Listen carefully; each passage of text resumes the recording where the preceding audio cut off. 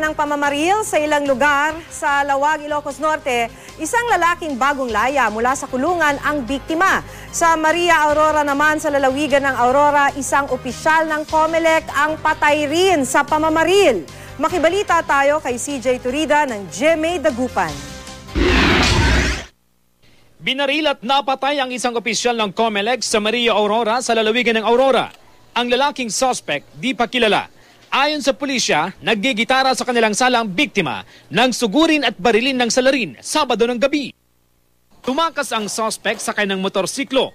Motibong may kaugnayan sa politika ang sentro ng investigasyon ng pulisya. Sa Lawag City, Ilocos Norte, isang bagong layang lalaki ang pinagbabaril sa loob ng kanyang bahay. Kwento ng ilang saksi, pinasok ng dalawang hindi pa nakikilalang salarin ang bahay ng biktima at doon pinagbabaril. Ilang buwan pa lang daw nang makalaya mula sa kulungan ng biktima na naharap sa kasong murder.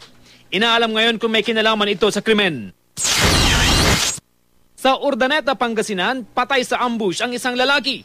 Lumabas sa investigasyon na pauwi ng biktima sakay ng motorsiklo nang harangin at barilin ng di pa nakikilalang gunman.